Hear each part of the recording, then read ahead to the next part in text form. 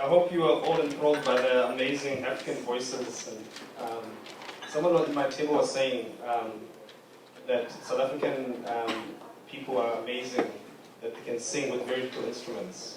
You just hit one drum and they make beautiful music with their voices. So it was really nice to do that last night.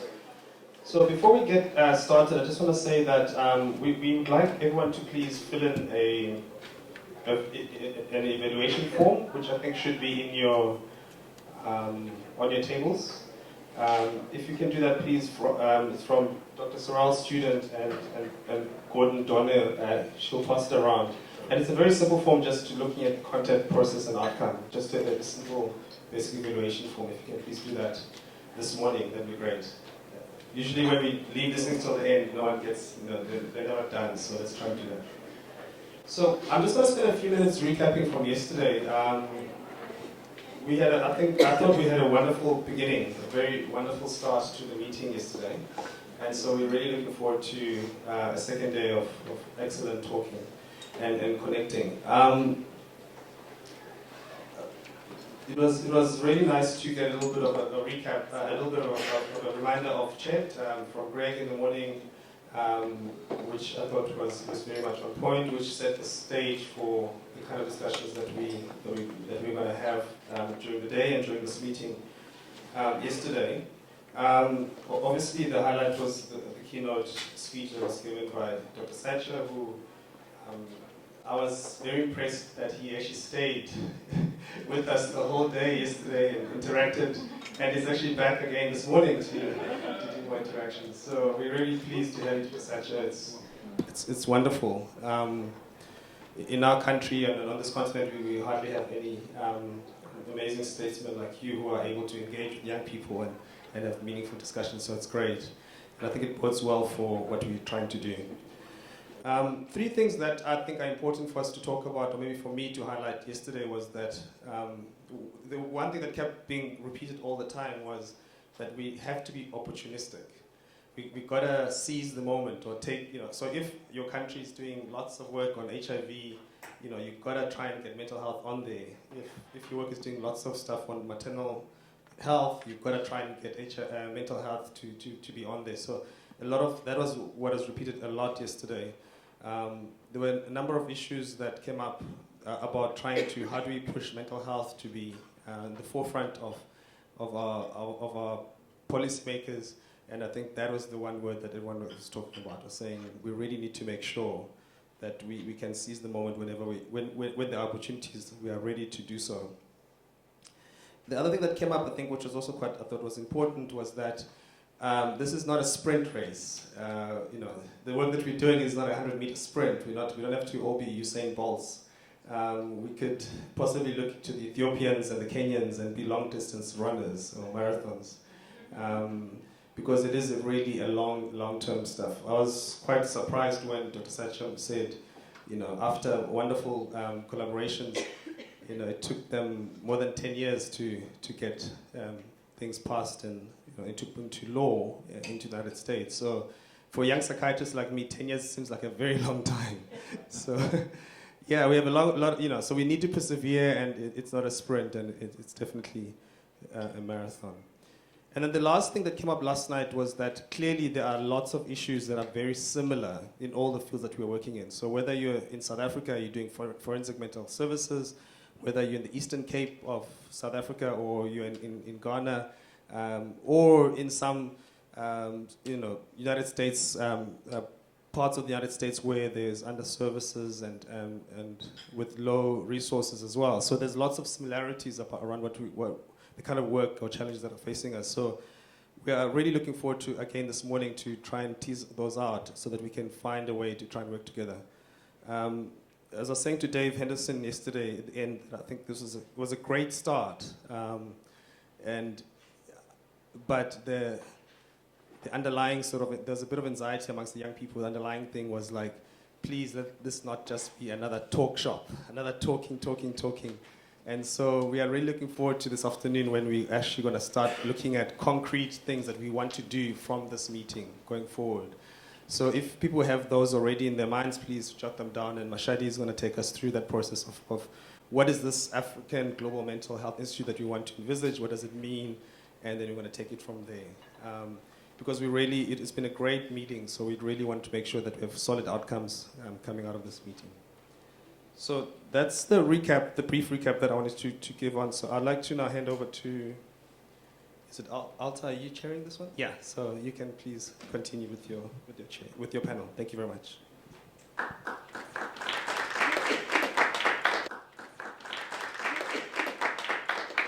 Good morning. Good morning, everyone.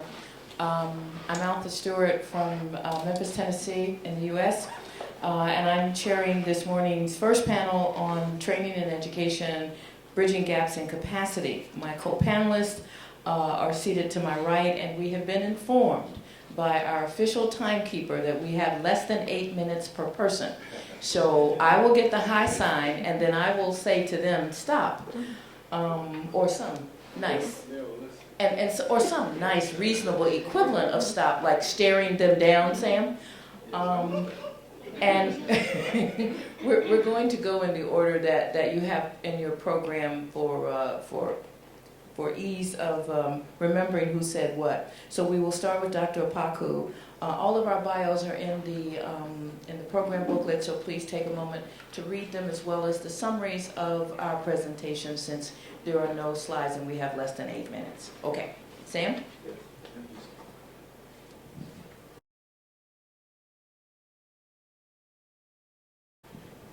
Good morning, all. In the interest of time, you find on the desk and tables some handouts. The first two handouts are very important because they relate to a congress that was held in 1986 in Nairobi, and at some point I personally wrote the book of proceedings on that. I was intrigued by the major ideas of this conference: diaspora, global health, and similarly I felt about the vision and the need for follow-up. Diaspora is a very pleasant term. It has psychological components, cultural implications. So by diaspora, I was assumed that Justice Pierce was referring to, was attempting to correct some of the consequences of history. How can I contribute to rectify the loss? How can I contribute to restoring health in my ancestral home? Global health also has a sense of that. Global health is a system where you have values: access to care, equity, focusing on the poor countries, poor individuals, and so on. There have been several notions, intriguing notions about mental health, public health, culture in Africa.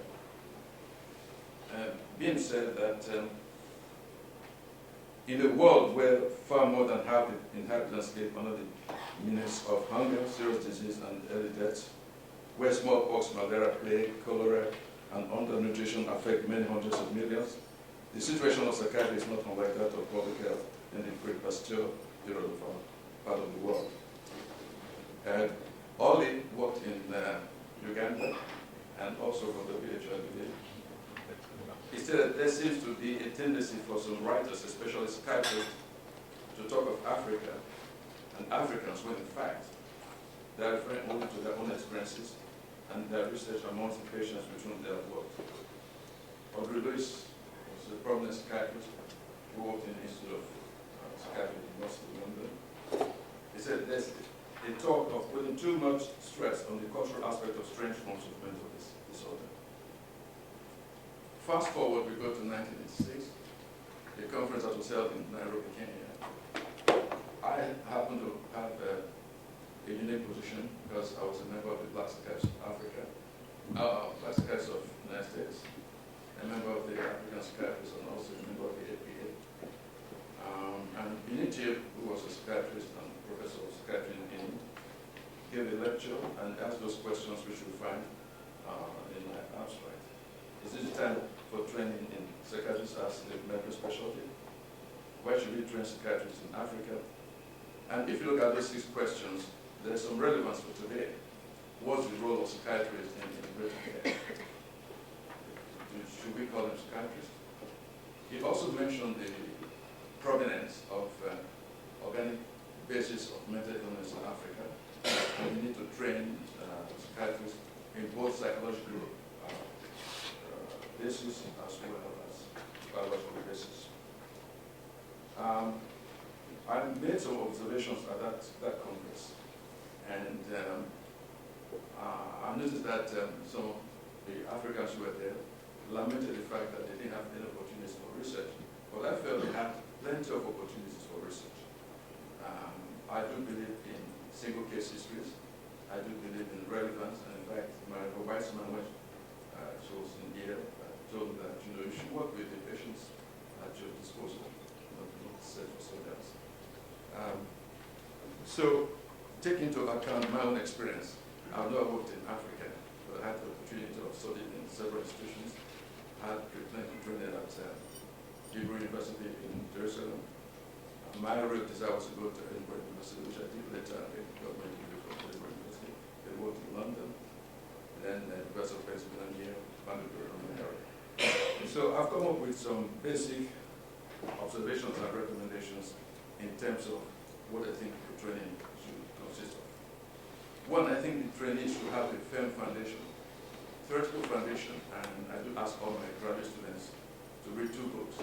One is Structure of Knowledge by Peter Berger and Luckman. The other is the Thomas Kuhn Scientific Revolution. And I think in psychiatry, each psychiatrist has to be intellectually sound because we deal with a lot of investigators. In addition, I think anyone who is interested in African psychiatry or cultural psychiatry should be aware as to the contributions that have been made by people like Frantz Fanon, Solomon Carter, Lambo. Solomon Carter did a lot of work with Alzheimer's and is well renowned. He's actually a librarian. I think that means to have an interdisciplinary approach. I think that makes sense, and we're talking about integrative care. There's need for cultural relevance, but also need for local relevance. And this is where I have some difficulty with some American institutions. When I worked at the University of Pennsylvania, there was very little local relevance in terms of dealing with one neighborhood.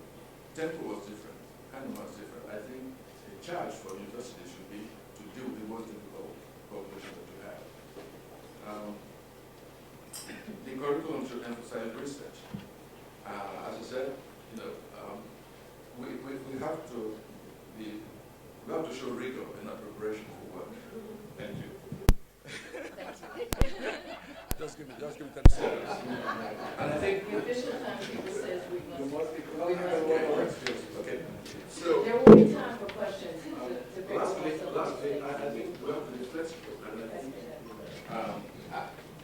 think we talk about infrastructure. Thank you, Dr. Paco.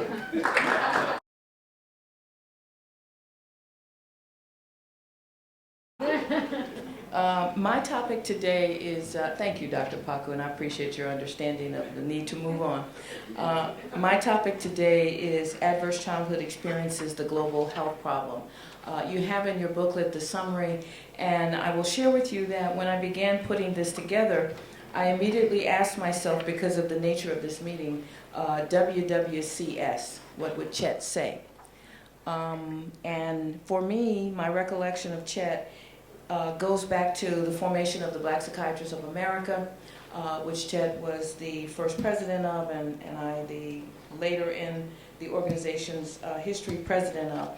And I reflected on the fact that even in those early days, 1969-70, the focus was on addressing the needs of the developing child, specifically for the Black Psychiatrists of America, the developing black child. And so it resonated with me that my topic today would be on something that Chet was prescient enough to understand was important even back in the late 60s. So that's my minute on what would Chet say. The next minute will be spent on why it's important both in the U.S. and internationally that we pay attention to these issues as they occur in children as they go through development. There is a wealth of information, science-based information, based on valid studies and research to support the fact that what we do with children early in life makes a difference from the economic return on investment standpoint, from a policy, regulation, and appropriateness of payment standpoint later in life. The research in the area of ACEs is robust and has been replicated and validated across the United States and now internationally. As you can see in the program, there is an international group looking at adverse childhood experiences that reflect the respective cultures of the countries where this has been studied, including Australia, China, Malaysia, Singapore, South Africa, and Swaziland. I will quote Dr. Satcher, who is credited, as far as I'm concerned, with saying this first, even though Carl Bell sometimes disagrees with this. Risk factors are not predictive factors due to protective factors. We spoke a lot yesterday about the importance of protective factors, and nowhere is it more important for children than in the area of exposure to violence and adverse childhood experiences. As I said, the evidence is robust, and there are many screening tools and assessment tools that are available to identify these ACEs in children. The ACEs questionnaire, for example, which was developed by Vince Folletti in the US, is now includes an international questionnaire version that has been validated after study here in Africa and elsewhere. The Child PTSD Symptom Scale is an appropriate tool for screening and assessment. There is a childhood trauma questionnaire, and of course the reliable child and adolescent needs and strengths assessment, which is used worldwide and has been adapted for use in the system where I work in juvenile justice. There are also evidence-informed and evidence-based interventions available that actually transcend the location where we employ them.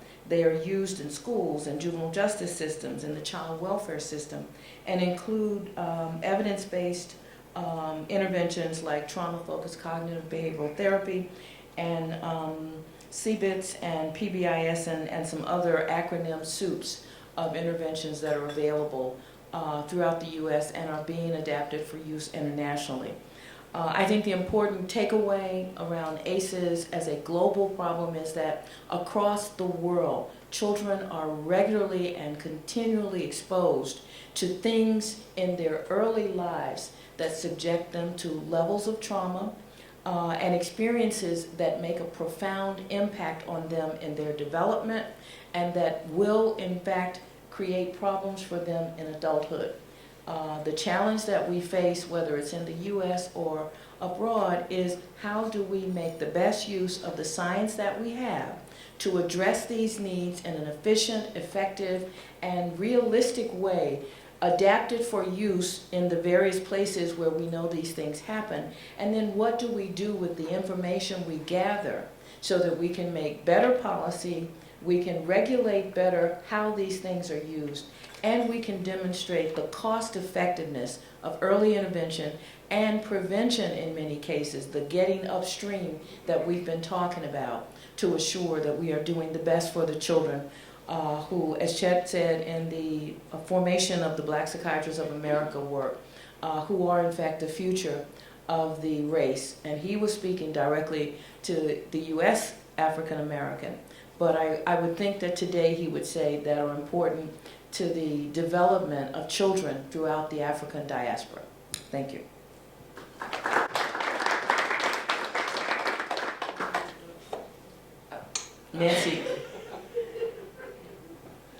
Nancy Carter is to my right. Nancy?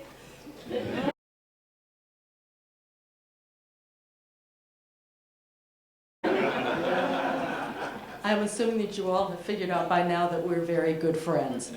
My journey to healing started about 22 years ago when my son was diagnosed with bipolar disorder.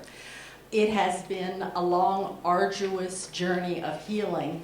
And I moved from a career in the entertainment industry to one that I now see as an advocate for scientists. I moved from seeing actors and entertainers as superstars to seeing all of you as superstars. You are my rock stars, because without you, my son would not be alive today. I've worked with hundreds of families through the National Alliance on Mental Illness, teaching and educating, and I think I see my role more as a griot. I've always felt that the route to healing was here in this country, and I traveled in this continent, and I traveled to Senegal 10 years ago and met with traditional healers and visited psychiatric hospitals to find out what was happening here, especially in West Africa where my roots are, that I could take back to the families who were in such desperate need of help. Today is really amazing for me to be here, and I really am so honored to be in front of all of you to talk about this journey, because the work that you're doing through this Global Institute not only talks to the root of the healing here in Africa and what we take back with us to the United States and how we work with our Black and African American families there, it's also the root, R-O-U-T-E, for me to the healing. And it's in, for me, the stories. And that's probably most of the work that I do in the education piece of it, is trying to get to the stories that people want to tell. In the absence of a diagnostic tool, how do you tell me what is really wrong with me or what is really wrong with my loved one, unless I can tell you my story and know that you will listen? So the tools and the techniques that I use and that I try to share with all of the people that I work with is how to be a better consumer and how to be a partner as a family member with that healing psychiatrist that is working with your loved one. As an actor, we were always told, if you wanted to be a good performer, this old 30s actor, Jimmy Cagney, said, just look the person in the eye and tell them the truth. And that's the first thing that I say to everybody. Look the patient in the eye and tell them the truth, no matter how bad it is. Attempt to develop that empathy that will make him want to trust you. If we don't trust you, if families don't trust you, we will never tell you our story. And in that story, somewhere along the line, is the kernel to that diagnostic tool that's going to lead you to the right medication, the right treatment. And I was so pleased to hear you yesterday, Gordon, talk about mind, body, spirit. We sometimes tend to live in silos of the brain is here and the body's here and the spirit's wherever. I look and work with my families as whole people. Mind, body, spirit, that holistic connection. I believe in spirit. I know ancestors have guided me every single step of the way. They brought me here today. The woman that I started this journey with, B.B. Moore Campbell, who was a storyteller through her writing. She wrote a best-selling novel that Dr. Satcher lovingly did the foreword for, 72-Hour Hole. We come to it by the story. And that's why we need all of you involved in the process. So I'm humbled. I hope that with limited time, you'll ask me questions after all of this is over. I want to come back to Africa. I want to learn more. I want to be more involved with the psychiatric community here. I want to see how we marry that mind-body-spirit connection. How do we marry the science that all of you are so expert at doing with the traditional healers? People heal in their minds through their belief systems. If they believe that a traditional healer needs to be with them as you're giving medication, I say go for it.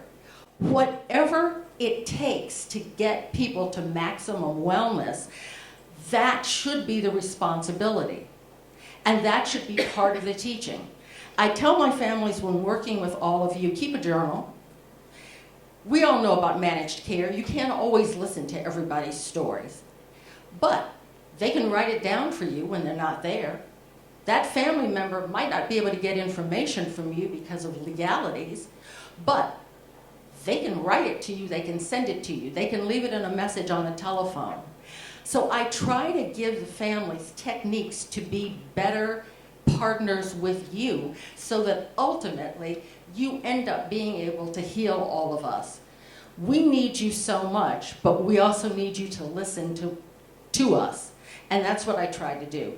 It's hard for me to talk in 8 minutes, and I'm sure I'm up by now, aren't I? Oh my God, I have 1 minute left. I was absolutely put on notice today. I'm the least succinct person in the world. I don't know how to tell a story without telling the whole story. And I have a very good memory. So Dr. Stewart woke up this morning and said, you have 8 minutes. You have to hit teaching points. These people want to know something. You can tell them a story later. So anybody who would like to know the whole story, I'm around. But I thank you so much. Social media, I woke up this morning to 90 messages on social media, Facebook, of people congratulating me, thanking me, family members saying, please be there, talk for us, come back with answers. So from all of them to all of you, I say thank you for including me.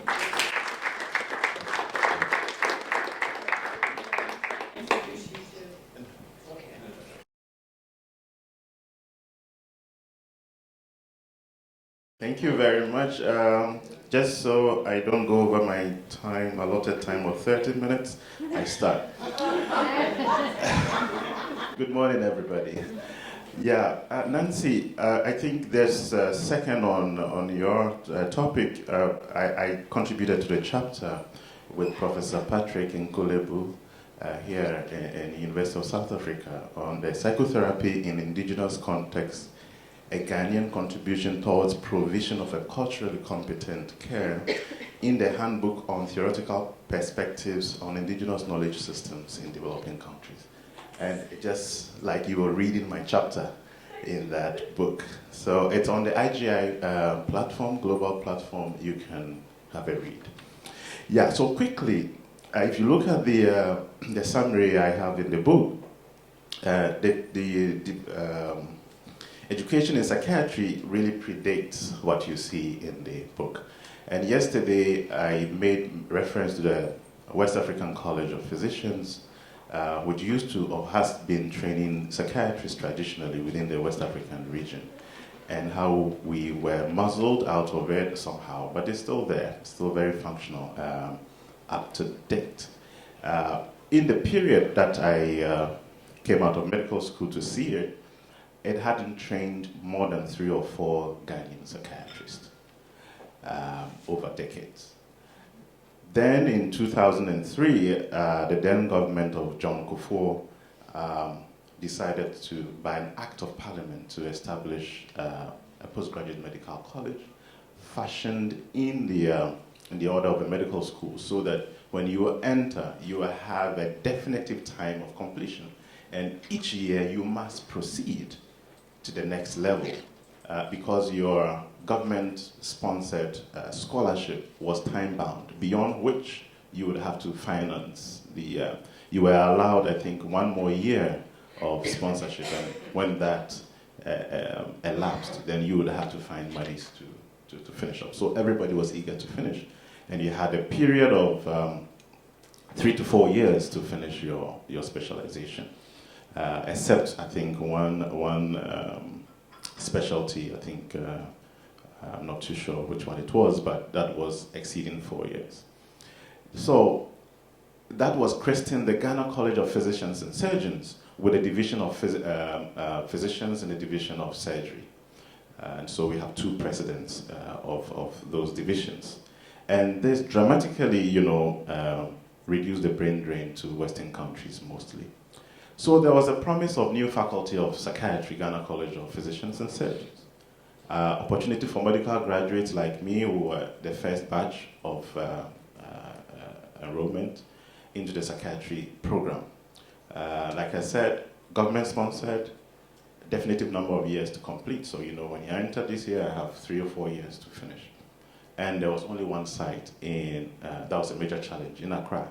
So you would have to, wherever you are, have to move. I had to leave all that I had established in Kumasi and move on to Accra. My hospital wouldn't let me go. In the process, I lost a year of training. So eventually, I did 5 years.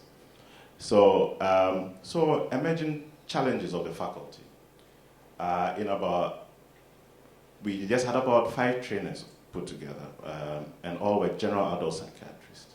There was no clinical psychology support, no psychiatry social work support.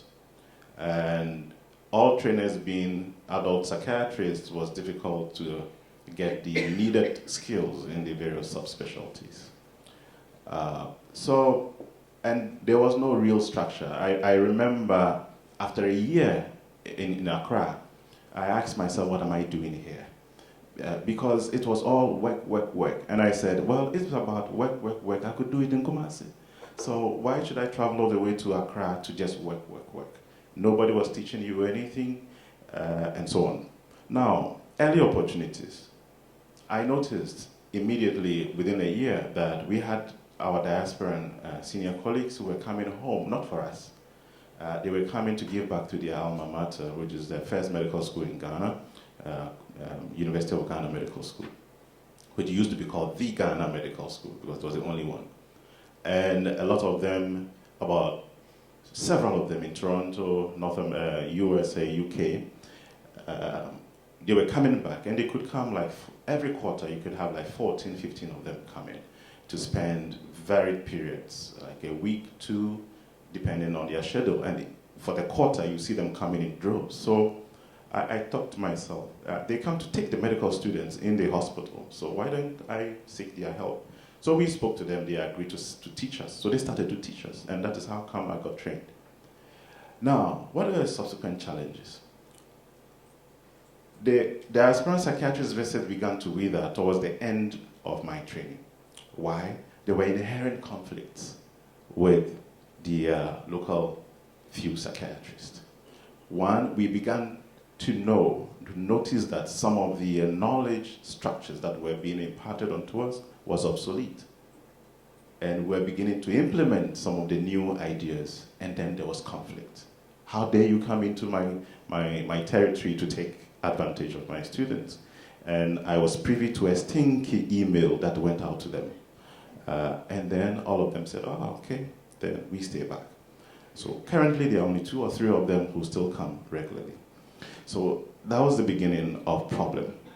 Then there was a need for additional training sites, and that gave birth to my training program. Then changes in government sponsorship package. The old government went, the new administration came in and immediately changed the structure, their priorities. They said, well, we can't sponsor everybody, every specialty. We don't need neurologists and so on. So psychiatry went to the back burners. So new opportunities. Global, we decided to look outwards, like I've done with our colleagues in Boston, to see if we can get collaboration with them. And we are also looking to Michigan. And this morning, I'm happy to announce that George Washington University is so willing to be on the bandwagon. So we look at utilizing global mental health divisions in developed economies to see how we can bridge that gap. Thank you very much. I didn't exceed 30 minutes.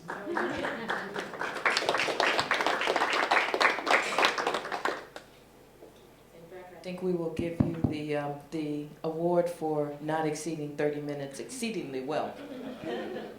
So we have time for questions for the panel. And again, my apologies to panelists who feel they were inappropriately stopped before their time was exceeded.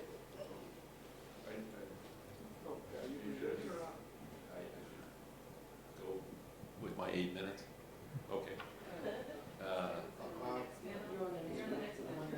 Yeah. I thought you were offering. I thought you were offering to identify people who wanted questions. We know it's really like one. Well, I think this demonstrates the importance of training and education, the topic, and how excited we all are to get down to talking about this. So, in the area of bridging gaps in capacity, questions, comments, thoughts from the audience? Yes, Elliot. I wanted to congratulate all of you for presenting, first of all.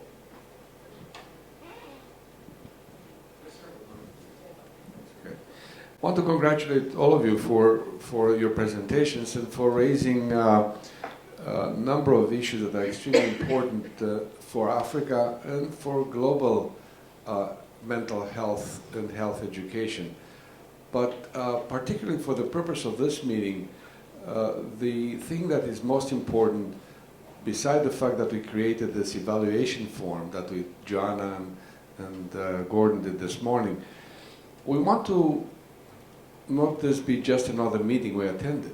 We want some concrete outcomes, and we want concrete applicable ideas that can be put into practice on a fast track, not next year or in 2 years. So to the extent that you presented today, I think there's several concrete ideas that we need to think about. And I wanted to ask all of you, what would you recommend that should be the next steps of what kind of a project can we do together? 1 or 2 projects, educational projects, that will be drawing on the African experience and the global experience, that it is solidly research evidence-based, but culturally specific. Well, I'll start, and is this? Yeah. I'll start and then pass the mic down.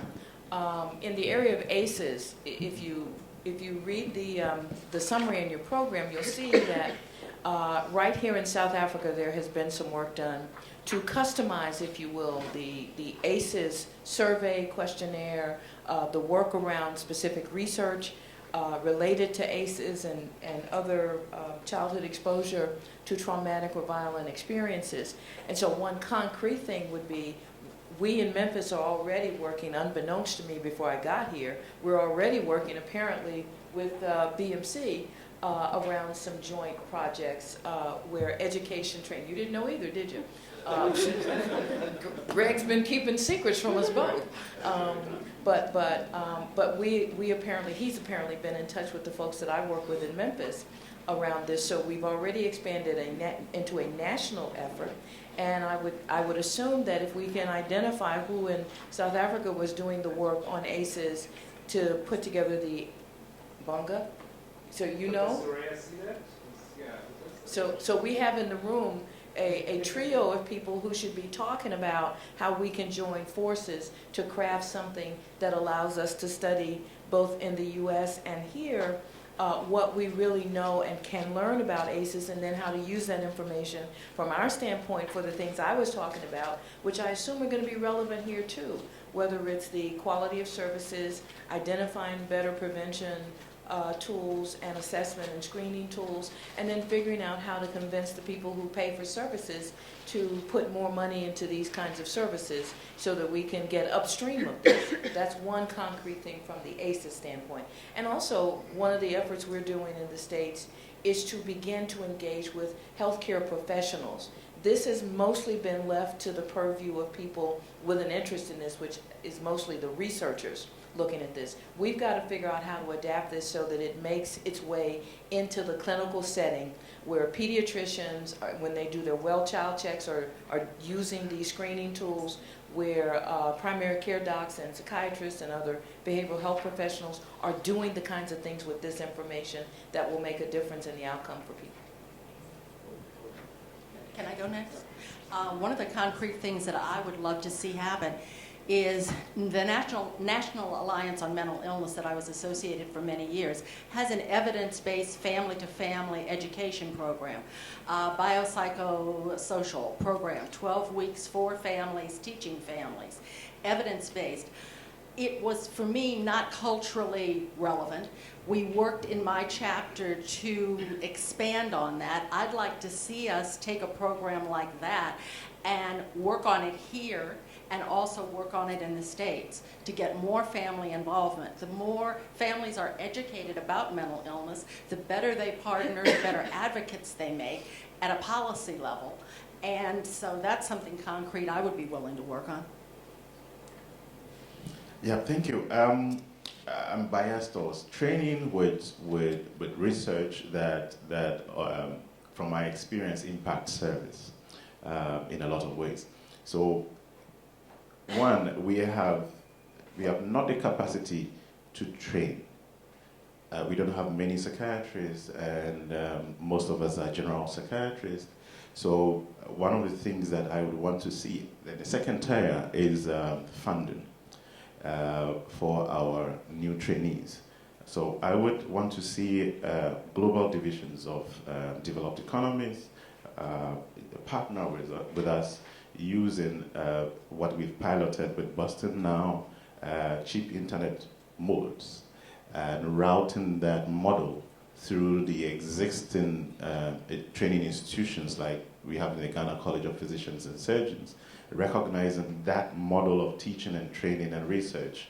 And then at the end of a specified time, you graduate. The reason is that we are looking at both the downstream and the upstream.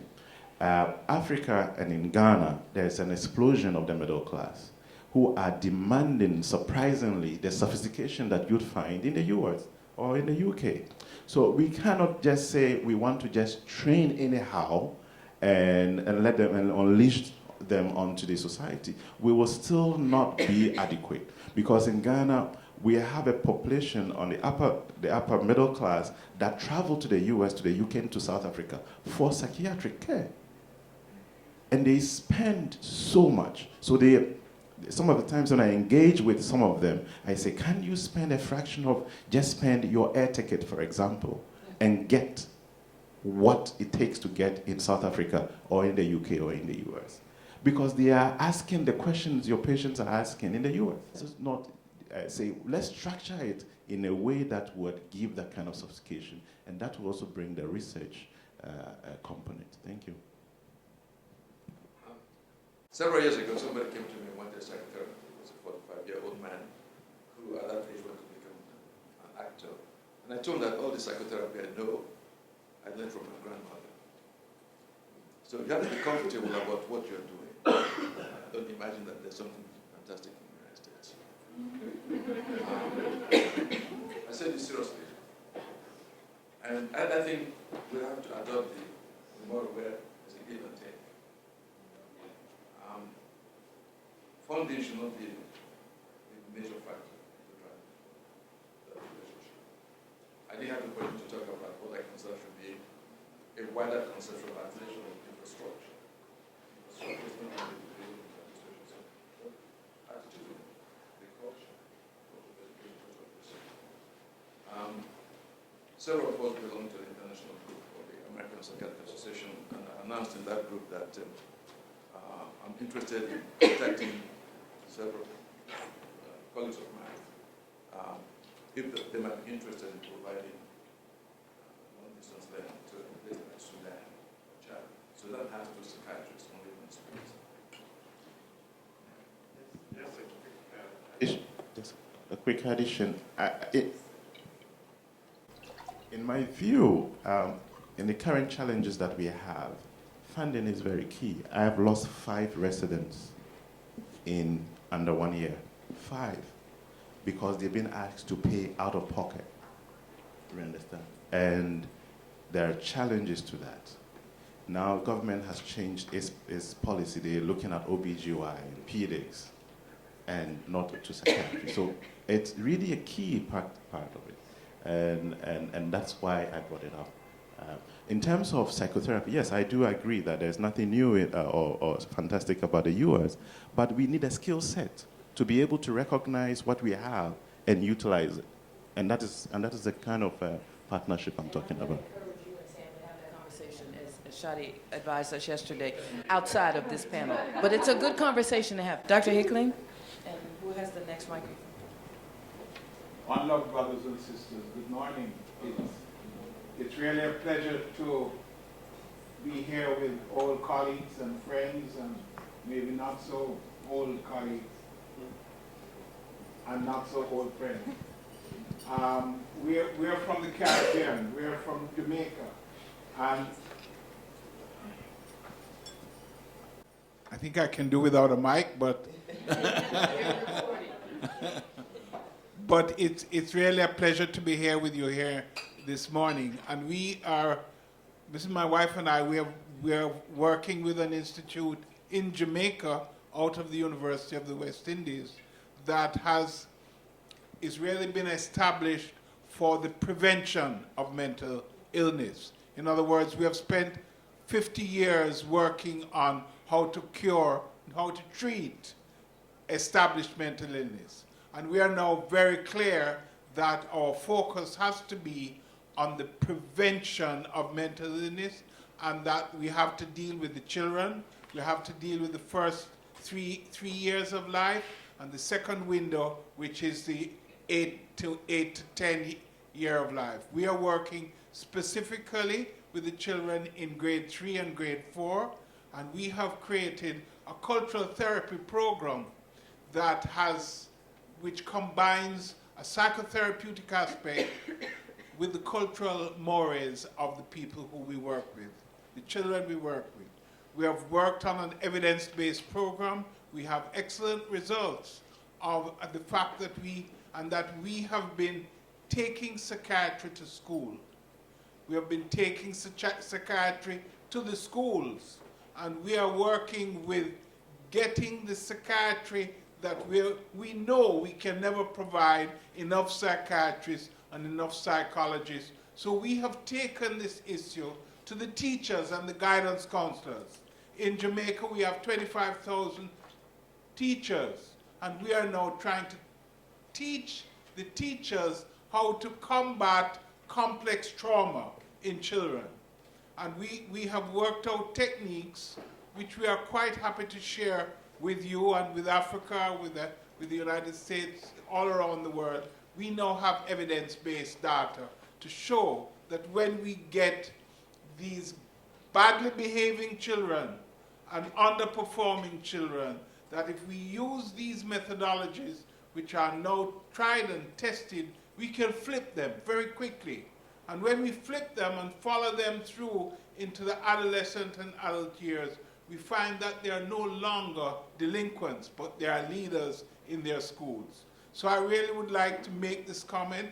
My wife and I, she's a psychologist, I'm a psychiatrist, and we have been working on this program now for 10 years, and we have been publishing stuff on this stuff. We have just done a project with Grand Challenges in Canada, where we have looked at 100 children with 100 controls and looked at this technique over a 2-year period. The Ministry of Education in our country has been so excited by the program that they, in fact, have employed us to work first with 35 schools and then another 35 schools. So we have taken this now to 1,500 children in Jamaica, and we want to do the entire transition to scale for all the primary schools in our country. I would really love for us to share this in the next few months. Well, thank you, Dr. Hickling. I won't speak for Greg since he's convening this meeting about the U.S.-African continuum around the adverse childhood experience thing, and I certainly don't want to speak for you, but it sounds like you will need to be part of the sharing for purposes of expanding this model. My wife reminds us that we have done this work in collaboration with McGill University in Canada. So the Americas and the African diaspora working together, I love it. I shouldn't be pointing. Bunga you have the mic? Yeah. Can I ask, Anusha, do you mind just telling them a little bit about the first 1,000 days? Very much on the same line with what he's just talking about. Thanks.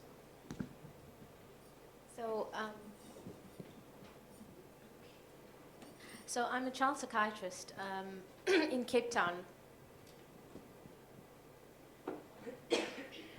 And we have pretty much the same resource challenge in terms of there aren't enough child psychiatrists in the country to provide that early input that is required.